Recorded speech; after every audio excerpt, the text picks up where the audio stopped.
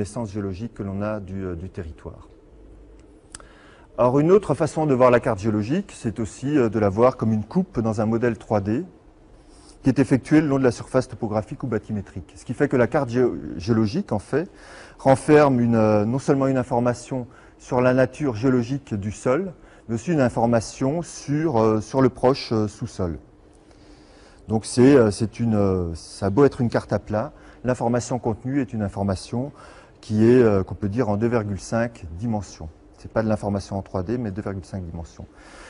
Alors la carte géologique, c'est quelque chose qui sert à expliquer notre environnement, bien sûr, à former, mais surtout à étayer les politiques publiques de prospection, d'exploitation, de protection et de gestion durable des ressources naturelles et de l'espace souterrain. Donc elle permet par exemple de gérer des conflits d'usage, d'aménager le territoire, etc. Ou de rechercher, d'exploiter des ressources en eau, en granulats, etc. Alors il y a plusieurs façons de représenter le monde réel, donc sous forme papier, on vient de le voir,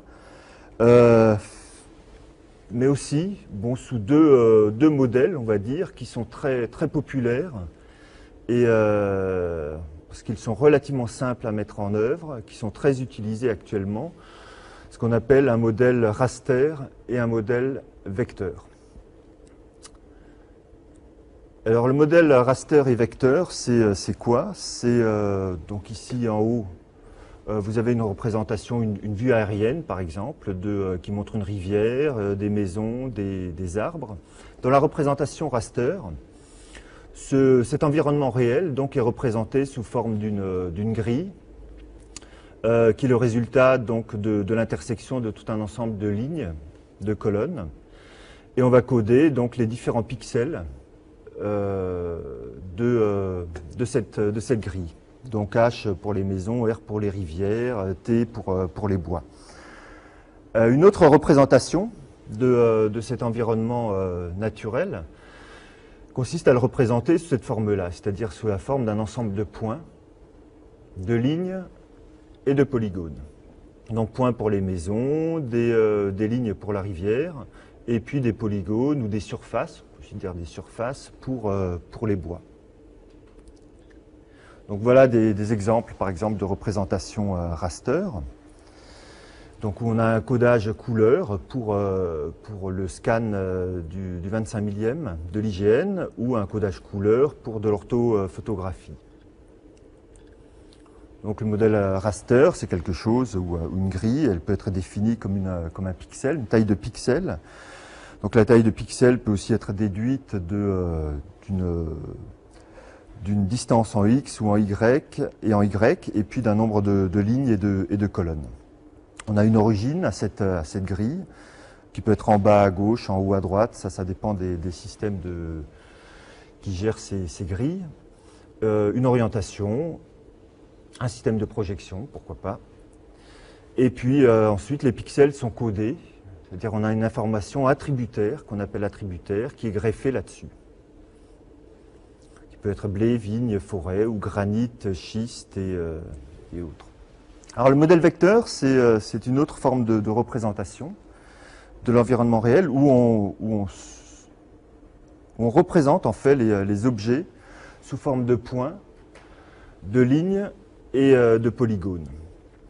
Selon l'échelle d'observation, grande échelle, petite échelle, on représentera les choses soit sous forme de points, soit sous forme de polygones. Une ville, par exemple, à très petite échelle sera un point, à très grande échelle sera un polygone avec, pourquoi pas, des lignes pour les rues, des points pour les bouches d'égout, etc. Donc la manière de laquelle l'objet est représenté, c'est quelque chose qui dépend de l'échelle et de la précision de la carte. Alors voilà par exemple le mode de représentation des objets dans ce modèle. Donc un point, c'est quelque chose qui est défini par ses coordonnées. Une ligne ou un arc, c'est quelque chose qui est défini par au minimum 2 points qui sont connectés. Et un polygone, c'est une ligne dont le premier point est équivalent au dernier point, ou le dernier est équivalent au premier. Alors toujours dans le modèle vecteur, donc on a vu que dans la partie raster, donc on avait une information attributaire qui était accolée à la grille. Dans le modèle vecteur, chaque objet a un identifiant unique. Donc là, par exemple, vous avez un diagramme XY avec un ensemble de points qui sont localisés spatialement, donc par les coordonnées X et Y. Et ensuite, vous avez une deuxième table donc, qui renferme l'information attributaire. Donc une information sur la nature du point, est-ce que c'est un sondage pour l'eau, est-ce que c'est un sondage minier, etc. Sachant que la jonction, donc ensuite, entre les deux tables, peut être faite par la première colonne, qui s'appelle ici point ID, donc qui est l'identifiant des tables. Donc deux tables, qu'on peut voir comme deux fichiers Excel, deux fichiers Access, deux tables Oracle, et puis une liaison possible entre ces deux tables par une colonne. Hein. Donc ça, c'est la base un peu de ce qu'on appelle les bases de données relationnelles. Je reviendrai là-dessus un peu tout à l'heure. Alors toujours dans le modèle vecteur, bon, il y a une notion qui est très importante, qui s'appelle la topologie. Donc la topologie, c'est ce qui permet en fait au SIG de penser spatialement. Ça permet aux objets de savoir où ils sont. Est-ce qu'ils sont à droite, à gauche d'un autre? Comme les lignes ont un début et une fin, ça permet aussi de calculer les plus courts trajets d'un point à un autre. C'est ce qui est utilisé par exemple dans les logiciels de calcul d'itinéraire que l'on trouve sur le web.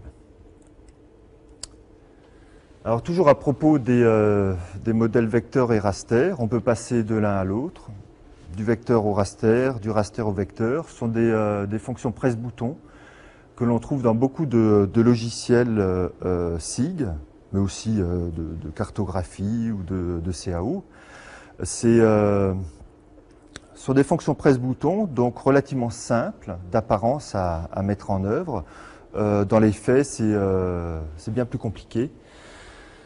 Il faut être très vigilant à ce qu'on fait quand on passe d'un vecteur à un raster et inversement. Donc voilà quelques exemples. Par exemple, bon, on a 3 points. Quand on applique là-dessus une grille, qu'on place ces 3 points dans une grille, bon, selon la densité de la grille, on se retrouve avec 2 points donc, dans le modèle raster. Là, pour un codage de lignes, donc un passage du vecteur au raster, bon, ça c'est quelque chose qui souvent ne pose pas trop de problèmes. Les lignes diagonales un peu plus. Bon, ce qu'on peut retenir de ça, c'est que le passage vecteur-raster, bon, il faut être très vigilant, mais c'est quelque chose qui fonctionne. Par contre, passer d'un raster d'une représentation raster à une représentation vecteur, c'est quelque chose qui est bien plus long, plus lourd, plus fastidieux.